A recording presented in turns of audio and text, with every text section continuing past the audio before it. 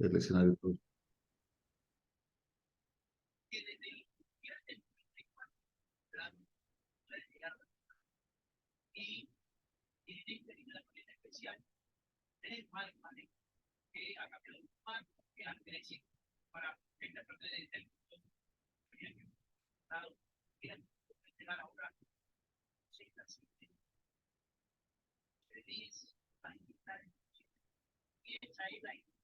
Muy bien.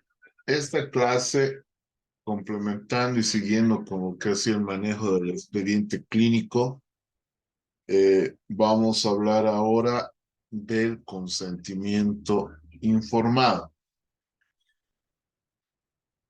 Entonces, vamos a las bases del consentimiento informado en medicina y bueno, en todas las actividades del personal de salud. ¿Y qué es el consentimiento informado?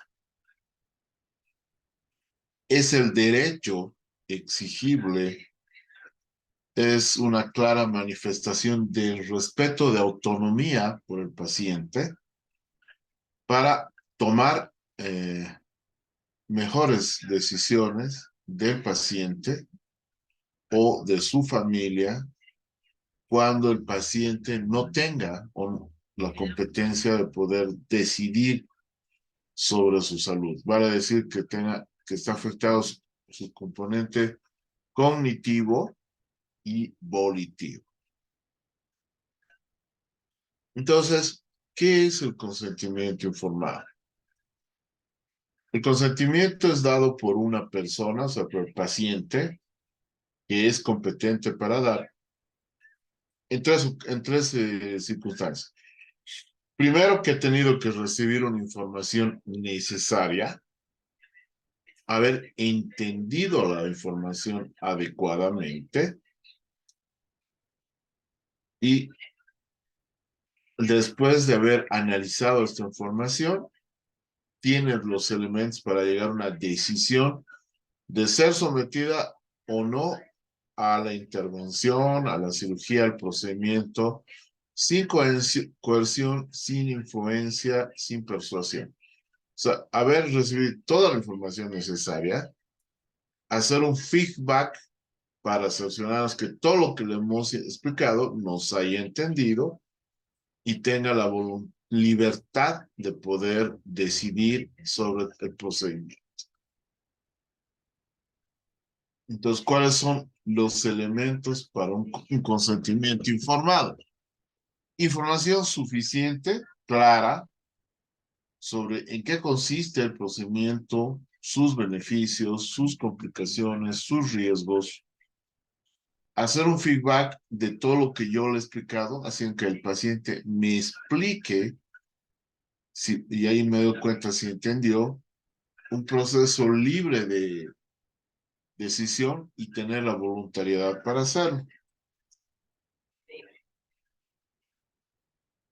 Entonces, ¿puede el paciente aceptar o rehusar el tratamiento o el procedimiento médico teniendo una información suministrada, entendida y una decisión acertada?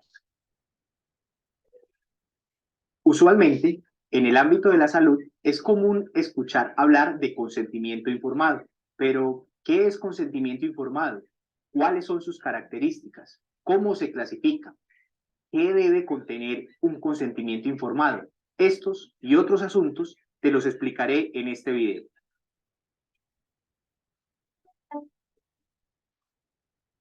Hola, mi nombre es José Manuel Flores Ramos, soy abogado con especialización en Derecho Médico y además soy profesional de la salud.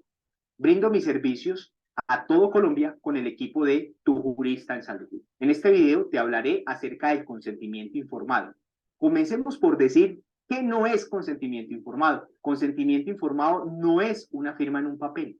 Consentimiento informado no es un formato estandarizado. Consentimiento informado no es un trámite en cabeza del personal administrativo. El consentimiento informado encierra un conjunto de acciones que, por un lado, contienen un deber profesional y por otro, un derecho fundamental de las personas. En este caso, los pacientes. Este derecho fundamental es el libre desarrollo de la personalidad, cuyo núcleo esencial es la autonomía. En últimas, como cualquier otro derecho fundamental, lo que se busca es la satisfacción de la dignidad humana. En el contexto médico-sanitario, este acto alberga, por un lado, las acciones del profesional de la salud para dotar de información al paciente y a su familia, toda la información que estos necesiten, en particular el paciente, para la toma de decisiones de su condición en salud y su cuerpo. A la vez, este acto contiene las respuestas y decisiones sobre las intervenciones que, con base a la información recibida, el paciente adopta. La resolución 3100 del 25 de noviembre de 2019, es decir, la habilitación en salud, describe el consentimiento informado como la aceptación libre, voluntaria y consciente de un paciente o usuario, manifestada en el pleno uso de sus facultades después de recibir la información adecuada para que tenga lugar ese acto asistencial. Para efectos, en el estándar de historia clínica, el consentimiento informado es el documento que se produce luego de la aceptación de las condiciones anteriormente descritas. En caso que el paciente no cuente con las facultades plenas, la aceptación del acto médico la hará el familiar, allegado o representante que sea responsable del paciente. Dentro de las características del consentimiento informado encontramos las siguientes. El consentimiento informado debe ser previo al acto asistencial, es decir, antes de esa intervención o antes de ese procedimiento. El consentimiento informado debe ser libre, es decir, no coaccionado. Esa palabra coacción significa utilizar la fuerza para que alguien te diga que sí. El consentimiento informado debe ser informado, valga la redundancia. ¿Por qué? Porque esa información tiene que ser suficiente y oportuna.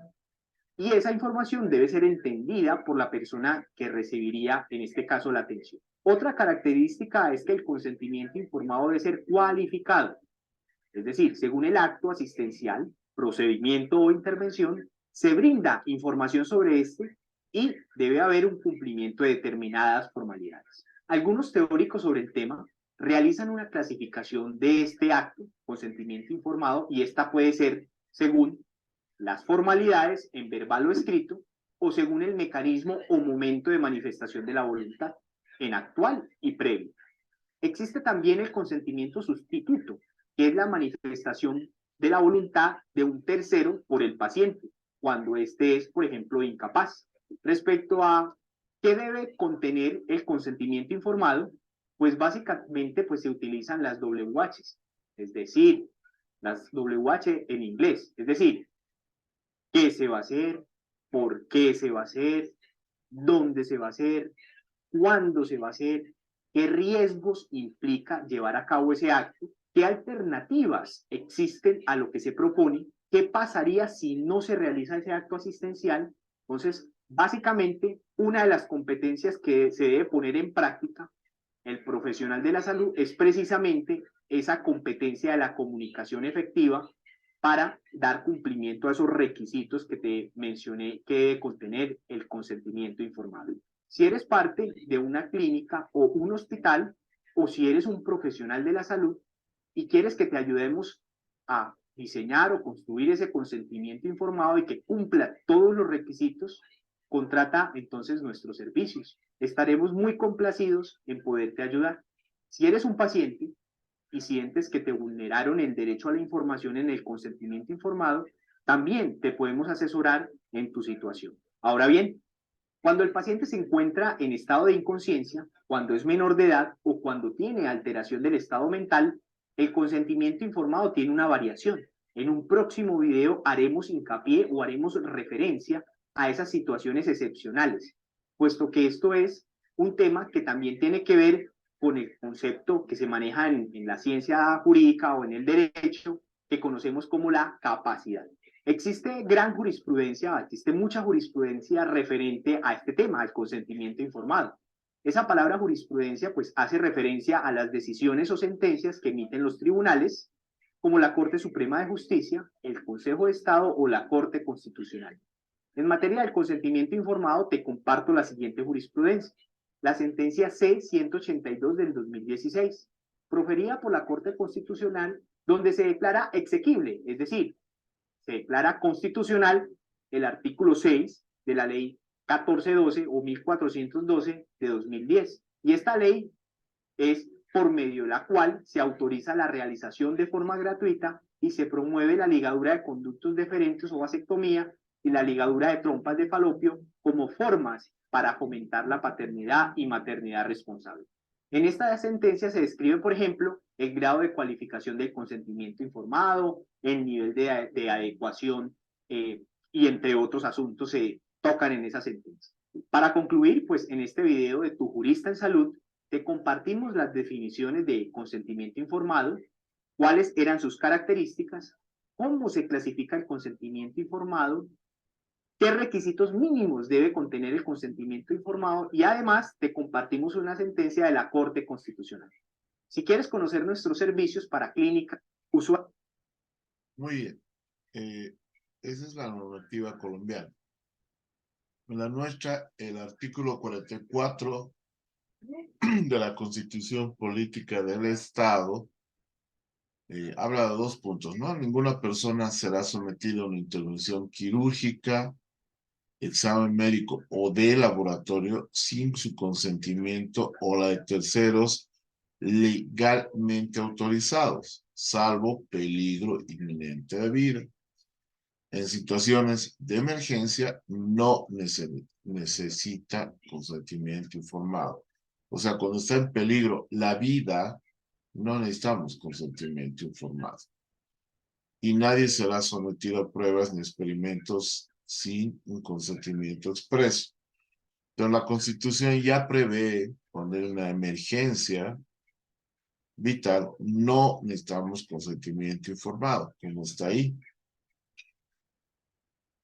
Entonces, para un buen consentimiento informado, necesitamos algunos elementos. Por ejemplo, si el paciente, por su condición física o mental, no puede firmar el consentimiento, lo puede hacer un familiar cercano que tiene autorización para hacerlo o quien tenga el poder notarial para tomar esa decisión.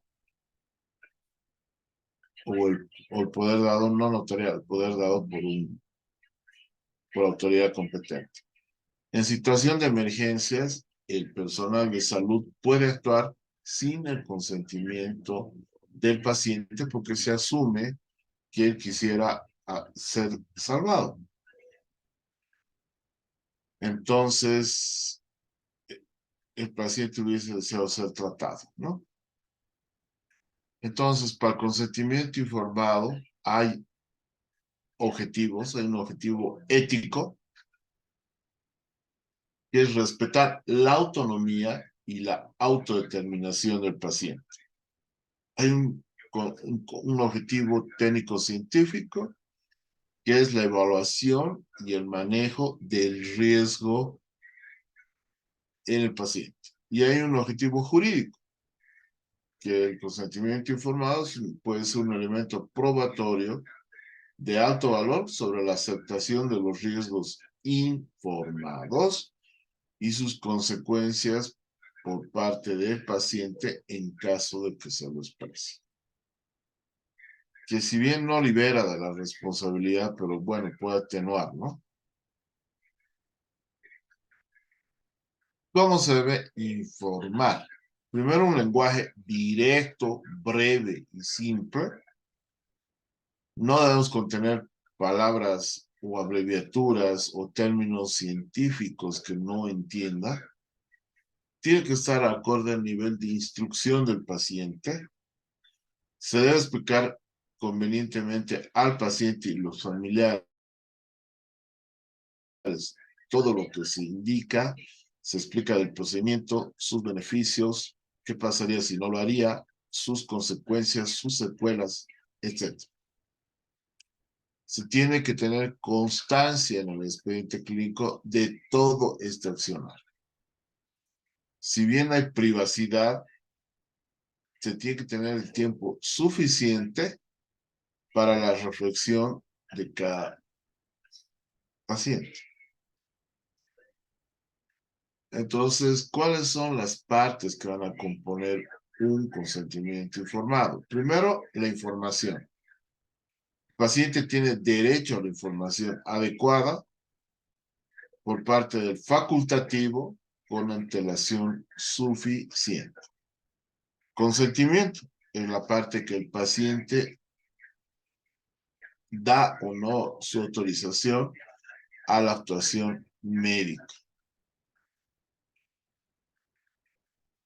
¿Qué requisitos debe cumplir un buen consentimiento informado? Voluntariedad, información y competencia.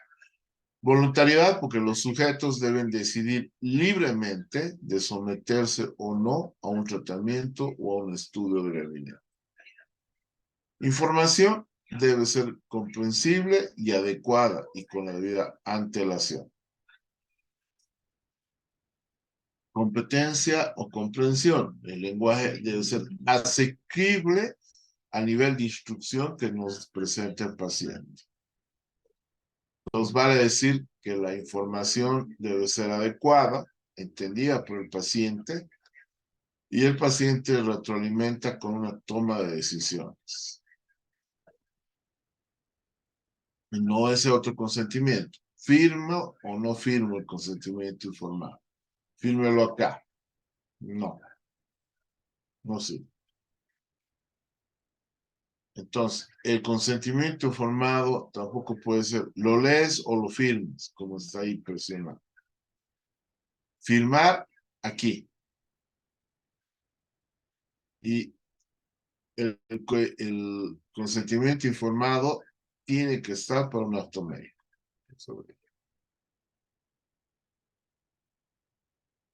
Entonces, habíamos dicho uno de los primeros puntos que era la voluntariedad. Y dentro de la voluntariedad tendremos el discernimiento, la intención y la libertad de elección o rechazo.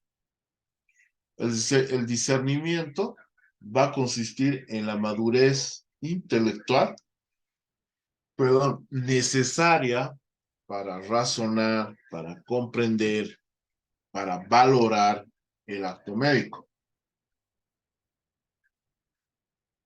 sus consecuencias, sus beneficios, sus complicaciones, sus secuelas, etc. Es la aptitud para distinguir lo conveniente de lo que no lo es, y lo ley lo presume que se adquiere a los 14 años. En nuestro medio no, a los 18 años. Intención, que es la voluntad para realizar el acto concreto y determinado. Libertad es la posibilidad de elegir o rechazar espontáneamente una alternativa entre varias opciones. Entonces respeta el principio de autonomía. Dentro de la voluntariedad está también la autonomía del paciente. Es un principio bioético que consiste en la capacidad de realizar actos con conocimiento de causa y sin coacción. Para las decisiones que se consideran autónomas, deben basarse en un conocimiento suficiente, claro, entendible. Debe mostrarse comprensión o intencionalidad de que está relacionada y no estar coaccionados de manera interna, vale decir, dolor o depresión, ni tampoco externa, por ejemplo, externa, médico e institución, ¿no? Entonces, no debe ser con una persuasión o coacción, se debe tener la paciencia necesaria para preguntar dudas. Como dice el paciente, con ayuda yo puedo. Entonces, básicamente es no mentir, ¿no? Como está en esa caricatura. Puede que sienta un poquito de incomodidad y le hace un tacto rectal, ¿no? O sea, como ese dibujo.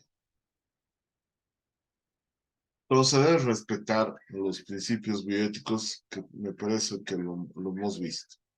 Pero lo recordamos, el principio de autonomía del paciente el principio de no maleficencia del médico y del personal de salud, la relación médico-paciente busca la beneficencia de los mismos, la relación del médico con el paciente a través de los principios de justicia, ese es de sociedad, el de justicia. Entonces, se tiene que tener la información necesaria. Ya hemos visto la voluntariedad. Ahora tenemos que la información del cómo, clara y comprensible, general y gradual, concreta y irrelevante, veraz, repetida y personalizada. Se debe tomar el tiempo que sea necesario, se tiene que tener un lugar adecuado, un clima de confianza es el que se tiene que crear. Entonces, dentro de la información, ¿a quién se le informa? Al titular de la información, que es el paciente. La información puede estar también dirigida a personas que estén vinculadas con el paciente, por razones familiares. ¿Ya? Y en esos casos hay dos supuestos. Si a juicio del médico el paciente carece de capacidad para entender la información, o cuando por causa del estado físico o psíquico así se considere oportuno. O cuando se trata de un menor de edad que no es capaz intelectual y emocionalmente de comprender el alcance de esta intervención. Y si el paciente está incapacitado para poder comprender esa información y dar la voluntariedad de aceptarlo, se deberá ser informado del modo más adecuado a sus posibilidades de comprensión y se debería también informar a su representante legal. Entonces, más o menos el contenido de este documento dentro de la información es un preámbulo donde se puede identificar identificación del paciente, identificación del representante legal si lo hubiera, identificación de facultativo y identificación del diagnóstico. Ese es un preámbulo. La parte expositiva ya da el diagnóstico, posibles soluciones terapéuticas, el motivo de la elección para este procedimiento, los riesgos típicos más frecuentes, expectativas concretas más frecuentes. Y la forma final, que es el consentimiento propiamente dicho, la identificación cronológica y las firmas tanto del médico, del paciente, del médico y del testigo.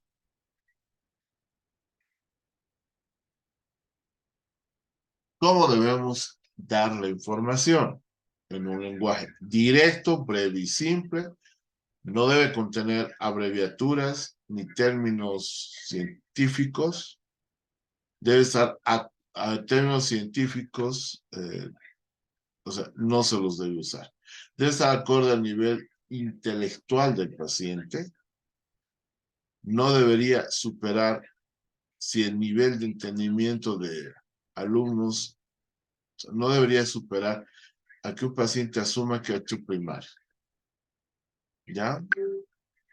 No es suficiente entregarle información escrita y decirle, lea. El médico debe explicar convenientemente al paciente, a sus familiares, en todo momento. Se debe dejar constancia en la historia clínica. Debe hacerse con la debida privacidad, no en encuentros casuales o en charlas de pasillo. Tiempo suficiente para que deje lugar a la reflexión del paciente. sea, para que él pueda meditar y tener tiempo necesario de poder aceptarlo. Otro elemento que tenemos que ver es la competencia. Y para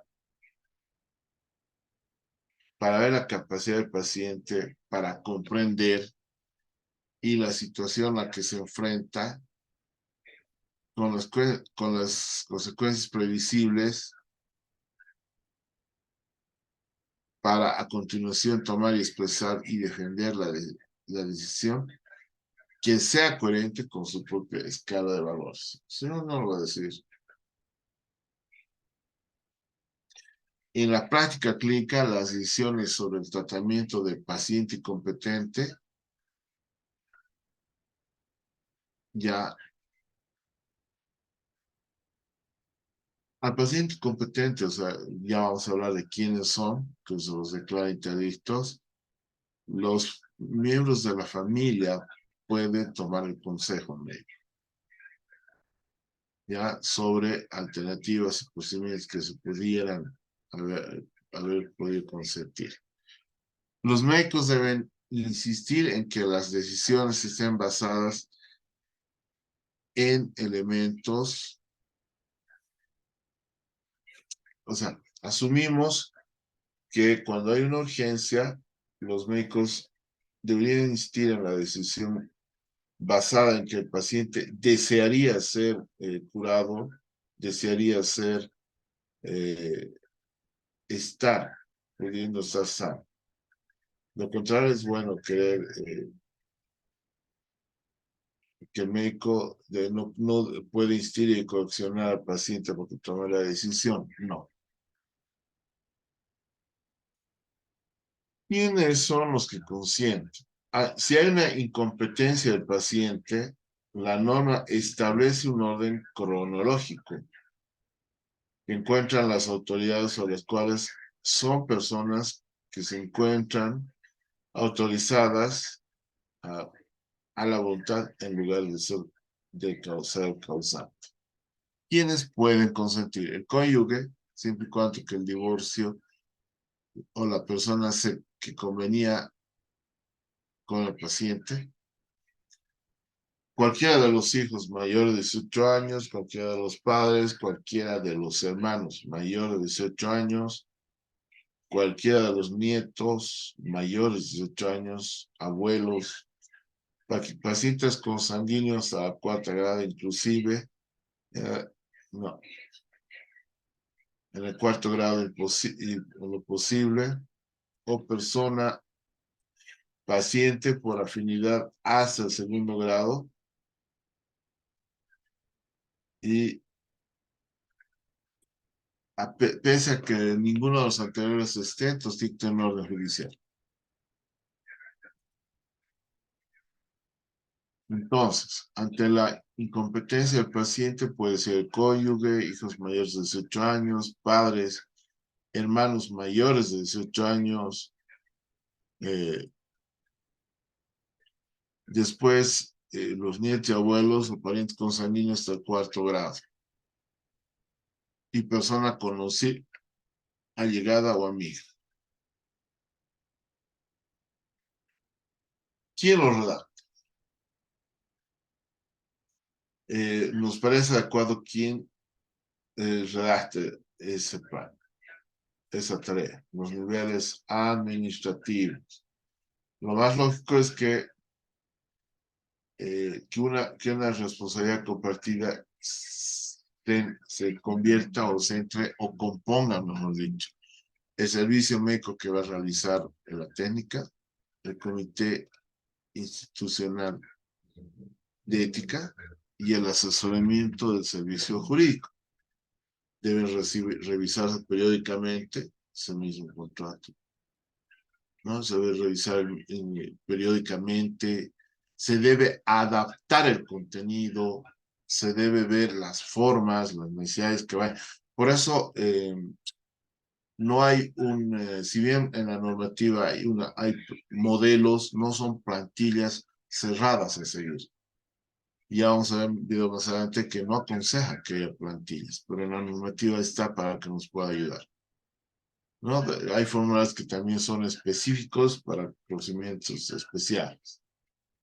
Entonces, el consentimiento informado tiene el diagnóstico y precauciones del padecimiento, la descripción de la intervención con el objetivo que se persigue, beneficios esperados, alternativas factibles, excluyendo los tratamientos, opiniones y recomendaciones de los profesionales y así como los de filial en general. Bueno, ahora vamos a hablar de un consentimiento específico del paciente con salud mental. Algunos tips. Primero, el paciente psiquiátrico es muy difícil definir. ¿Qué se presupone? Que tiene falta de autonomía, que tiene una limitación cognitiva y afectiva y no tiene conciencia de lo consentido. Eh, como ser humano tiene derecho a consentir. Eh, Solo en caso de violencia o cuando se violenta esta voluntad en emergencia psiquiátrica, que haya una, por ejemplo, reclusión o medicación temporal o forzada por alta probabilidad de daño físico propio u otro. Vale decir si hay un peligro emergente de vida, si hay reclusión, si hay medicación temporal y forzada, entonces no creo que haya mayor problema. Una emergencia psiquiátrica se la considera eso, cuando está en peligro a sí mismo o a los demás. Entonces ahí no va a necesitar consentimiento informado, es una enfermedad psiquiátrica, se da una medicación temporal y forzada.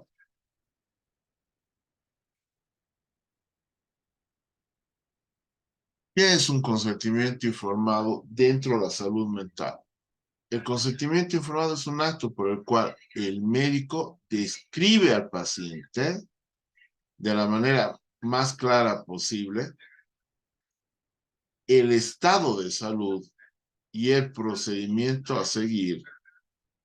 Están detallados con los beneficios y riesgos que se supone se explicaron. Se requiere parte del paciente el entendimiento y la aprobación de dicho procedimiento. Sin eso no hay consentimiento informado. ¿Quién decide? Ya que el paciente no va a poder expresar su columna, su voluntad.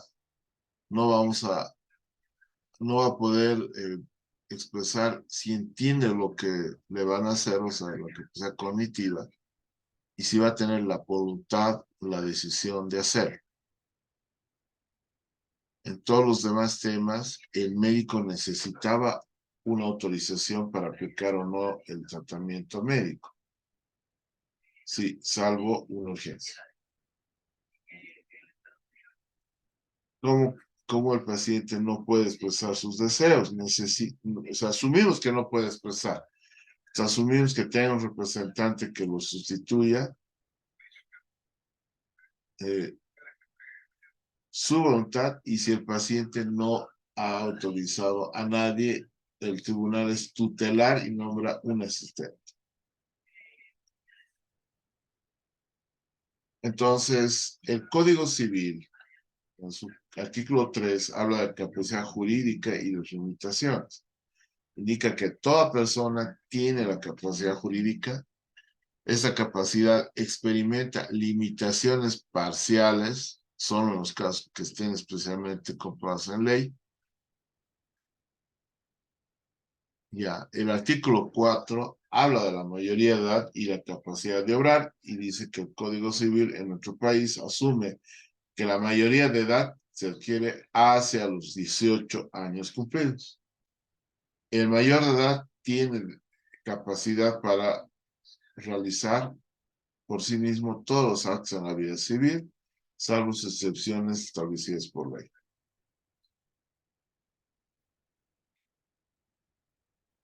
¿Cómo se demuestra la capacidad de un paciente? Una cosa que tenemos que tomar en cuenta es la capacidad natural de los pacientes, al menos de los mayores de edad. Debe presumirse siempre que exista una sentencia de incapacitación que el paciente pueda decidir.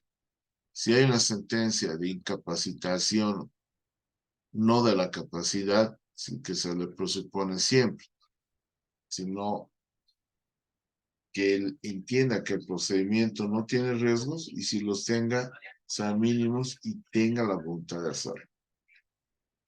Entonces ahí hablamos de dos componentes, del incapaz y del incapacitado.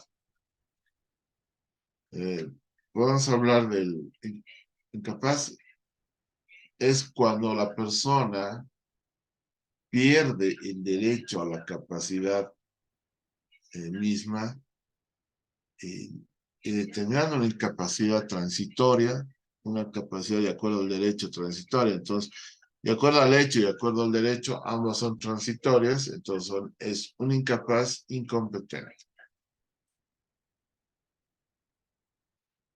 Vamos al otro lado, ¿no? El incapacitado es incapacidad de hecho permanente. Y tener que estar determinado como incapacitado, porque después no hay mayores.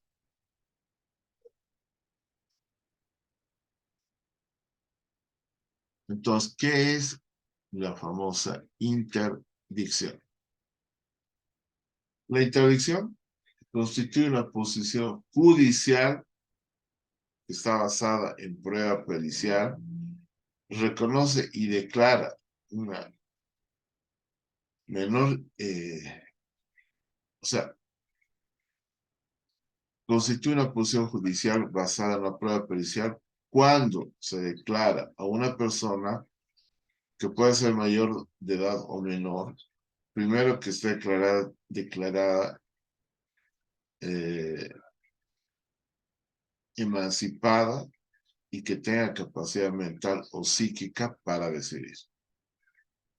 Entonces, si tiene emancipación, si tiene una discapacidad mental y una eh, capacidad para poder entender y decidir, perfecto. Pero quien no tenga la capacidad de decidir volitiva y cognitiva,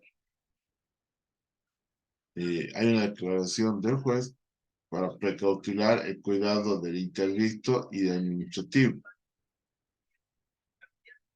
¿Ya? Y de sus bienes designando a un tutor mientras crezca si es menor de edad.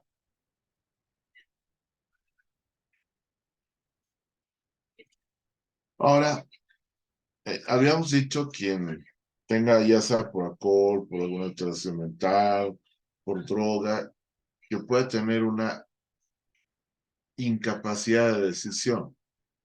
Muy bien. Ahora, ¿quién se lo declara interdicto mental? Aquella persona que ya permanentemente va a tener insania o esa patología o esa declaración. Entonces, para declarar un interdicto mental, tenemos que declarar la insanía, consecuentemente.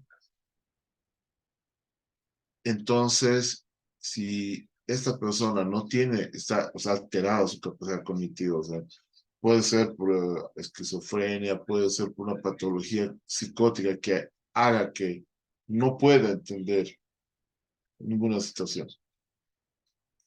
Y tiene la capacidad volitiva alterada, o sea, por más que entienda, no tiene la voluntad, no tiene la mente, no tiene la decisión de poderlo hacer.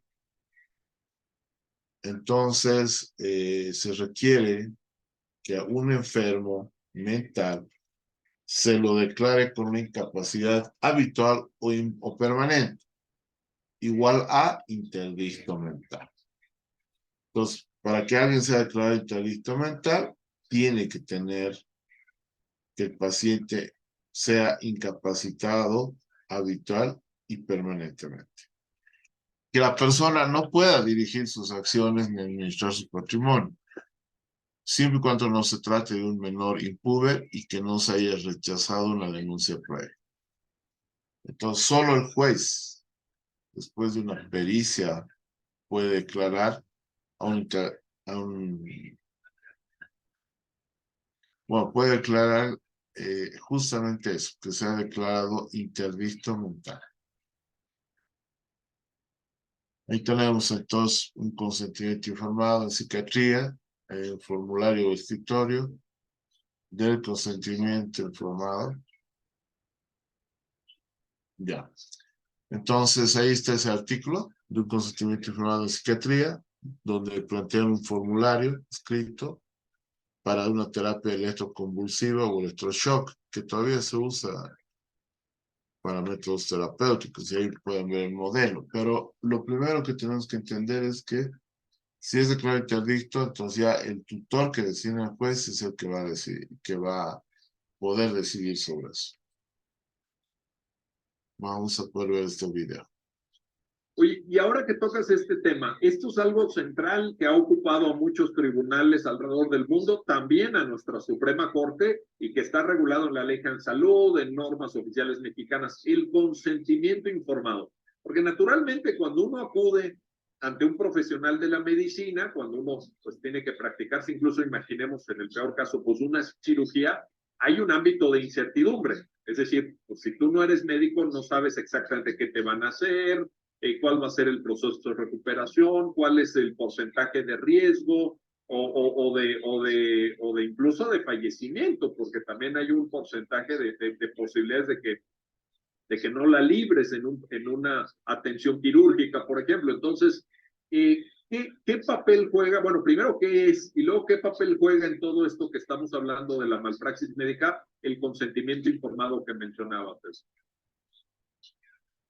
Bueno, mira, en términos muy generales, sin el propósito de abundar tanto, pues el consentimiento informado consiste en la obligación que tiene el médico de hacerle saber al paciente los procedimientos, bueno, primero el padecimiento, los procedimientos y la posibilidad de resultados respecto de la enfermedad o la iatrogenia que está presentando. Esto significa que, bueno, pues tendrá la obligación el médico de explicarle, dice la Ley General de Salud, detalladamente cuál es el padecimiento que tiene, pero además también la Ley General de Salud establece que con un lenguaje apropiado. ¿Por qué? Porque el lenguaje de los médicos es muy técnico, ¿no? Entonces, pues no todos entendemos lo que dice. Entonces, explicarle lo más detalladamente posible con un lenguaje que resulte de fácil comprensión, de qué se trata el padecimiento, cuál es el procedimiento que le van a llevar a cabo, y cuál es la posibilidad de obtener un resultado exitoso o no. Ojo, porque no en todos los casos se puede dar un consentimiento informado porque simplemente es imposible realizarlo, y es cuando entra el médico con toda su responsabilidad a poner todo su conocimiento. Me refiero, por ejemplo, a que el consentimiento informado está pensado en una cirugía programada, donde el paciente pues, sabe que tiene y hay posibilidades de que mañana no pasado, dentro de un mes, etcétera, se pueda dar la intervención, la invasión, como dicen los médicos, al cuerpo, y bueno, pues el médico le informa y le dice. Pero también hay otros casos en donde son de extrema urgencia. El paciente llegó accidentado, traumatizado, etcétera, y el médico pues tiene que actuar inmediatamente, y en lo último que piensa pues es en el consentimiento informado. Entonces, en esos aspectos entra ese bagaje de conocimientos y de normatividad que el médico debe de conocer como profesional que es, para poder combinar tanto su conocimiento profesional y científico como el cumplimiento de las normas para que no se salga de ellas. Oye, cuando señalabas que este consentimiento informado se debe dar en términos de lo que la propia Ley General de Salud establece, evidentemente, se debe dar de manera detallada. Me acordé de una sentencia de nuestra Suprema Corte en la cual le reprochan en un juicio de responsabilidad, yo creo que responsabilidad patrimonial o administrativa, porque era contra el ISSSTE, le reprochan que en un hospital del ISSSTE se recabó el consentimiento juntando a varios pacientes, eran 30 pacientes que tenían una dolencia muy parecida, y se les dio una plática, una especie de conferencias. Imagínate que se juntan en una sala del ISSSTE, a ver, vénganse todos los que tienen aquí, creo que era un tema de incluso de nervio ciático o una operación de cadera, etcétera. Entonces, vénganse aquí todos los que anden mal de la cadera, que están en este hospital, les vamos a dar una plática y con eso vamos a recabar el consentimiento informado. La Corte en la sentencia dice, eso no es. O sea, ahí no se está cumpliendo porque, como tú muy bien lo dijiste, entonces, eso no es detallado. Detallado tiene que ser apropiado para cada caso, ¿no? Para cada persona, porque cada dolencia es diferente. Cada paciente tiene una situación distinta, ¿no?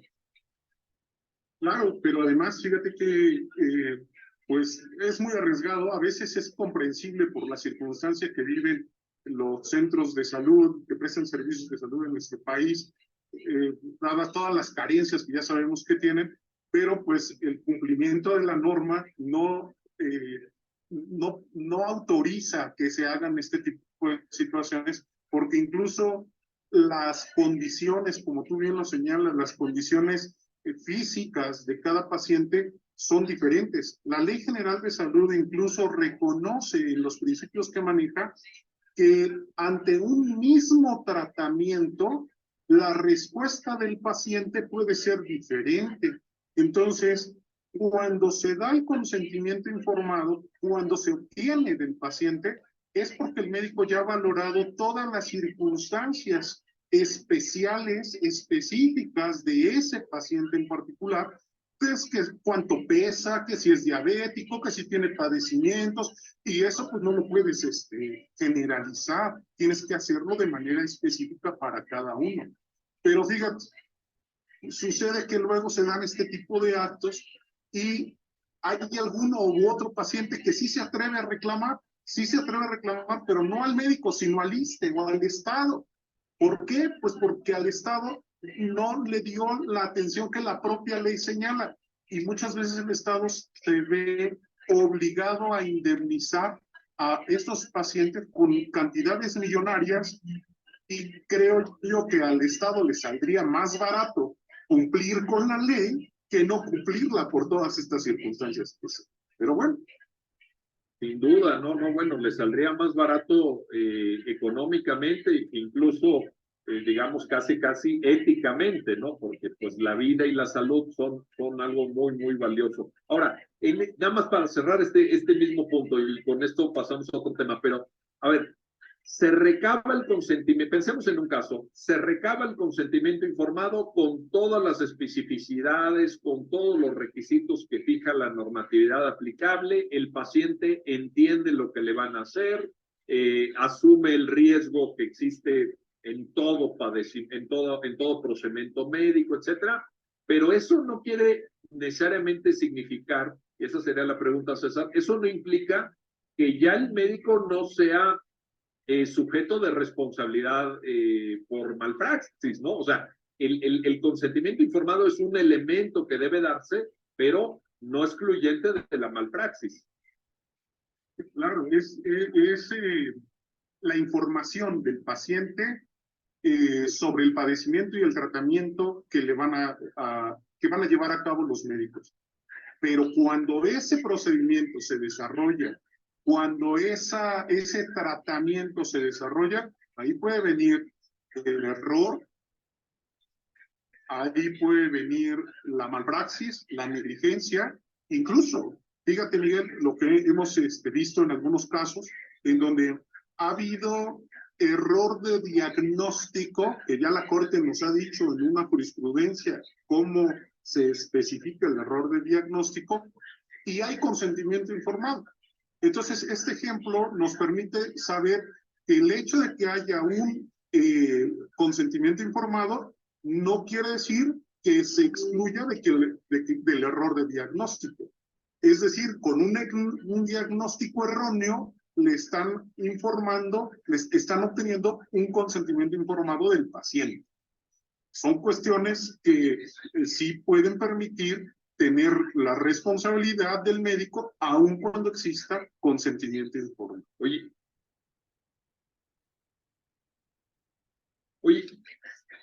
Muy bien. Ahora, los formularios del consentimiento informado están en esta normativa, en la 65, ¿no? En los anexos de esta normativa, que complementa al manejo del expediente clínico, que es vital que ustedes lo manejen como auditores médicos. Por ejemplo, está el consentimiento informado de hospitalización, donde ya se prevé en este consentimiento, está de acuerdo con hospitalizarse, está de acuerdo que se les tome muestras de sangre, que se les pueda colocar sueros, o todo lo que es toda lo que es la medicación para su tratamiento, si está de acuerdo, por ejemplo, con la prescripción médica que se le va a dar, si se va a colocar algunas sondas para hacer exámenes de laboratorio y radiografías, etc.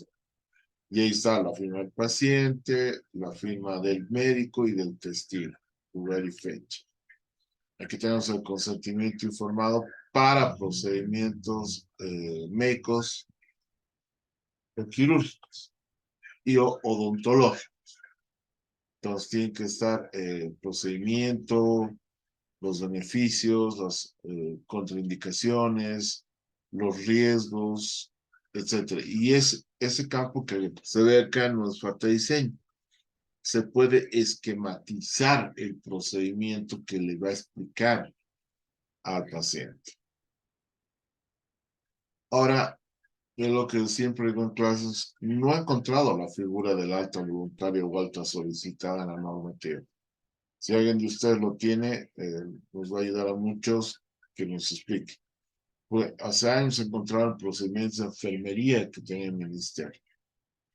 Entonces, hay que dar una respuesta como gestores de calidad de auditores. Entonces, si el paciente da el consentimiento informado para hospitalización y procedimiento, también puede revocarlo en cualquier momento. Entonces, hay la revocatoria del consentimiento informado. También tenemos el consentimiento informado para procedimientos diagnósticos o terapéuticos. El caso de RCP, rectosigmoidoscopía, colonoscopía, endoscopía, que pueden ser diagnósticos y a veces se toma una muestra y a veces puede ser terapéutico. También está el consentimiento informado para procedimientos anestésicos y el consentimiento informado para una transfusión de sangre segura. Igual ahí tenemos un consentimiento informado para la transfusión sanguínea en los bancos de sangre. Tenemos el consentimiento informado para realizar pruebas de VIH. Está el consentimiento en casos de atención a víctimas de violencia dentro de la ley 348. Como podemos ver ahí. Esos son los que están normados en nuestro medio. Entonces, algunas recomendaciones, ¿no? Siempre en consulta prequirúrgica, siempre debe ser realizado por el médico tratante, no por el residente, por el ayudante o la enfermera. Incluir riesgos inherentes y previsibles, firma del médico tratante y del paciente. Puede haber una retrotraducción o retroalimentación. Ahora, obviamente, ¿cuál es el aspecto jurídico? De hecho, un consentimiento informado es un contrato de trabajo. Es un contrato escrito de trabajo. Puede ser implícito, sí, cuando se inicia directamente el tratamiento de un paciente, en caso de conducta externa, cuando se asume que en el paciente inconsciente que requiere tratamiento de emergencia, y implícito se basa en el supuesto de que el paciente aceptaría en un caso de emergencia, que aceptaría que salvamos la vida. Entonces, por hoy esa es la clase